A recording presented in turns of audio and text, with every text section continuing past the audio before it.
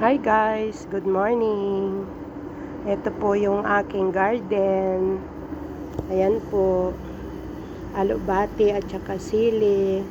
Tapos kalabasa, ayan, may bulaklak na. Tapos ito po yung aking amazing malunggay. Ayan. Nakabuhay po ako ng malunggay. Ayan, namumulaklak na siya. Kalandi. Batang-bata pa, namumulaklak na. Ayan o. Ayan guys, ang kanyang bulaklak. Ayan. Ang aking munting malunggay. Ayan. Pwede nang pagkuhanan ng pangtinola. At ito po yung aking mga sili. Ayan, buhay na buhay. Ayan, namumulaklak na rin.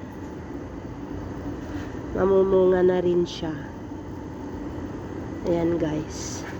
Yung aking tanglad, medyo nainitan. Ayan, nainitan siya, hindi siya nabuhay. Pero, sana mabuhay siya. Ayan guys.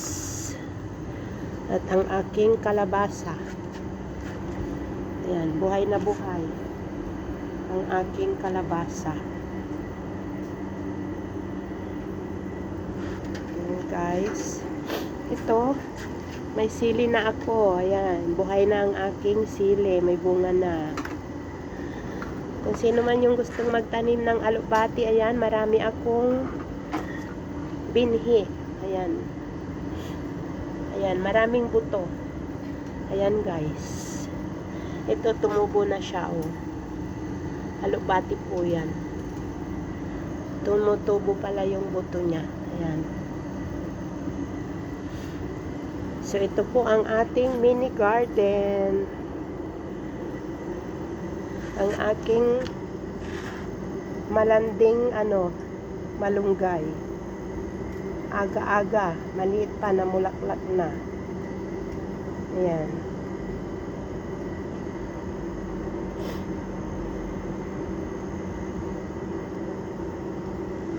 Ayan guys. Nakakatuwa, maganda sa mata pag may garden ka. Ito pong alubati ay marami na siyang talbos. At marami na rin akong pakinabang dyan. Marami na akong nakuhang talbos. Ayan. So pag may tanim, may aanihin, may gugulayin. Ayan guys. Shout out po sa lahat.